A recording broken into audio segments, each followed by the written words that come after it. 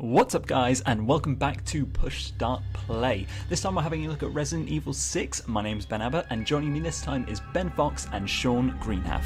Something I quite liked is the takedowns, the different takedowns.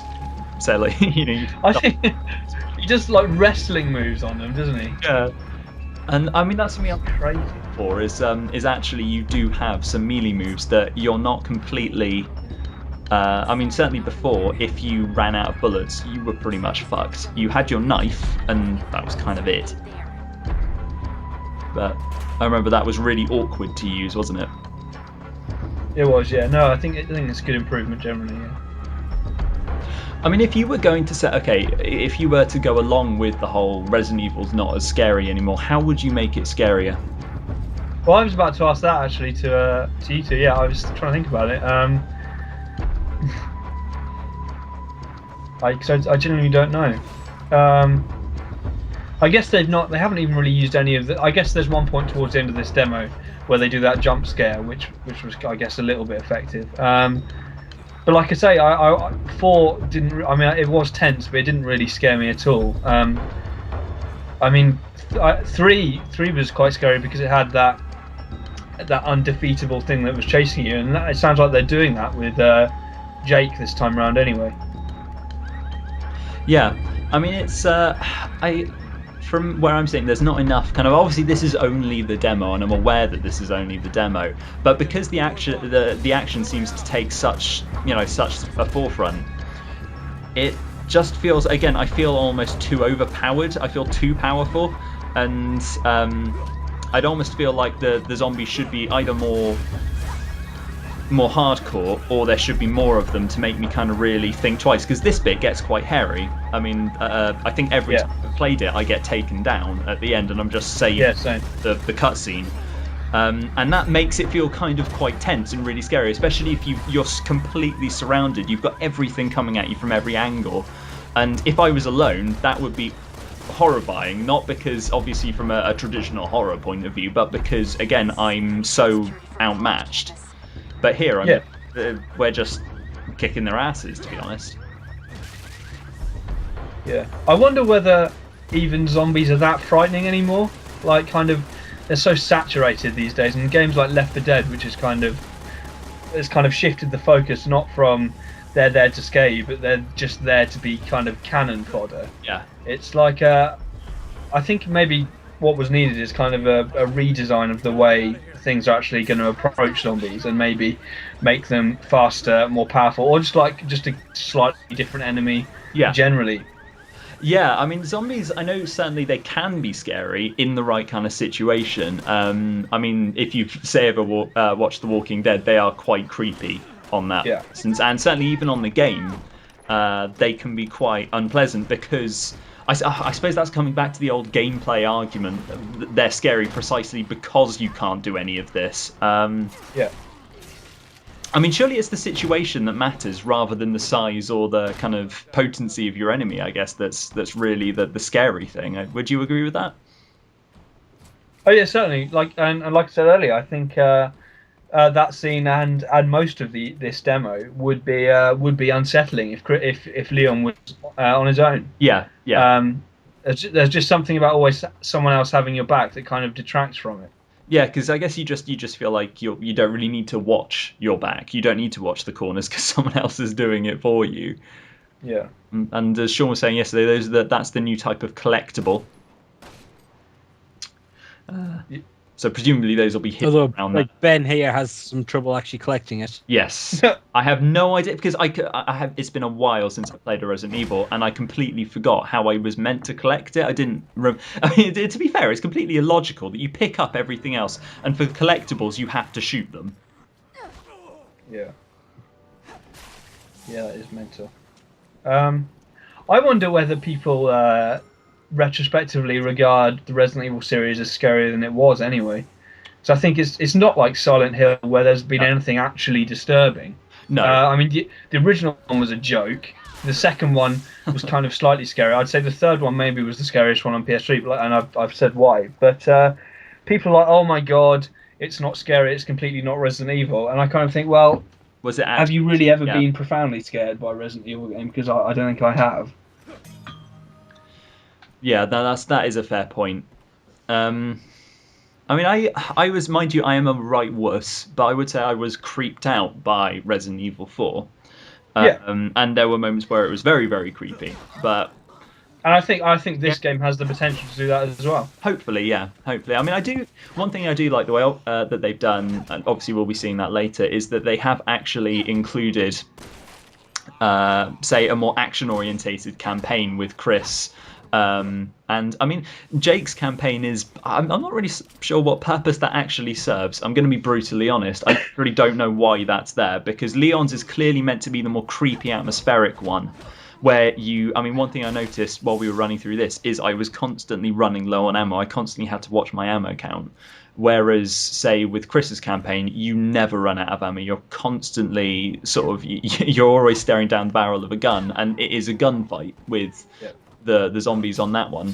That's quite a cool takedown. Is plunging the knife into their they're lying down. Yeah. See, where do those zombies come from? They just oh hi, drop down from the ceiling. Yeah.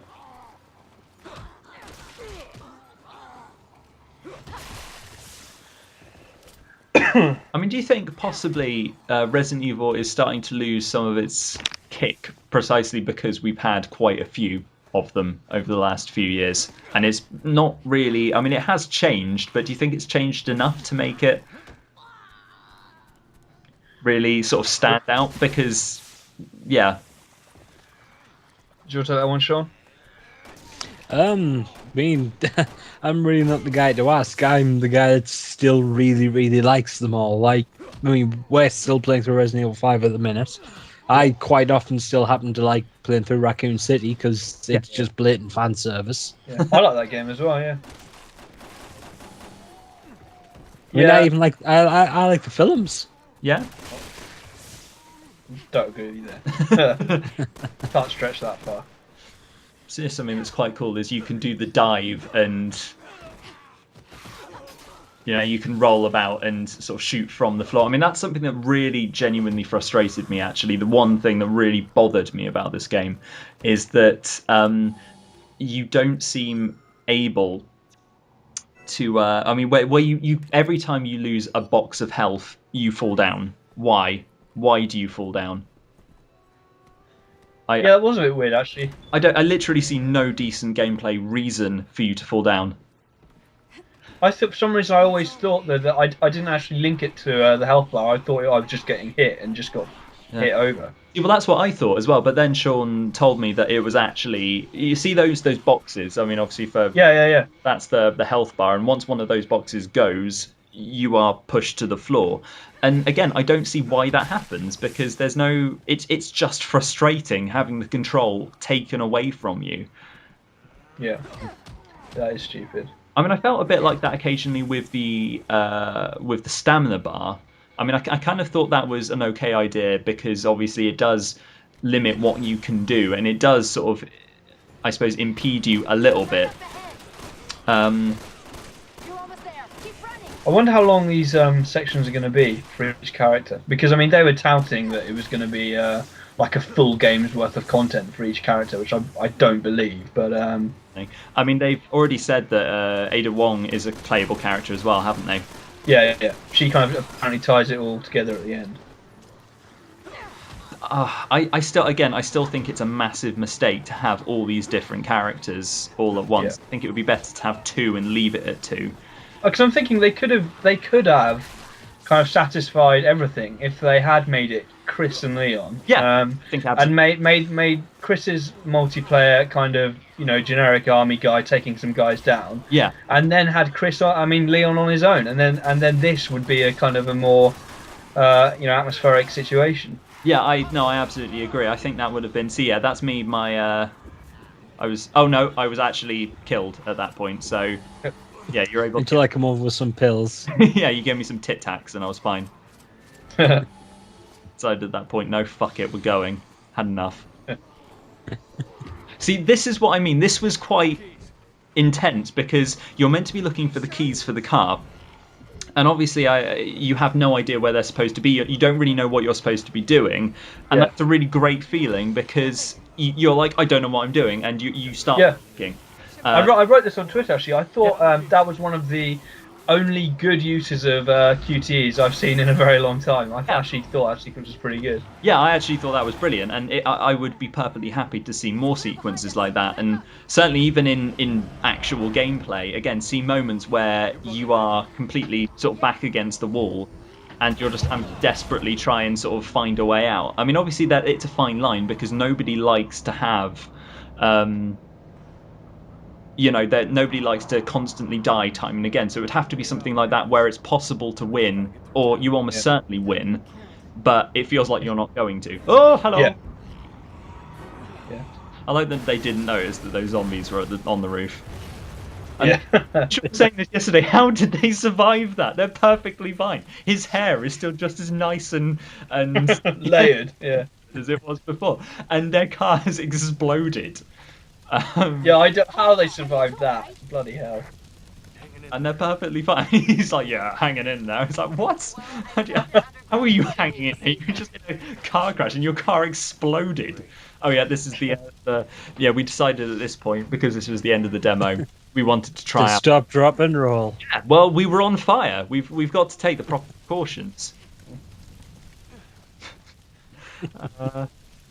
Okay, well, I think that just about wraps up that campaign. What we'll do is we'll jump onto Chris's one, and I'll upload that separately. So, okay, yeah, have a check for that in the sidebar, and we'll catch you in a moment. Bye bye. You're right.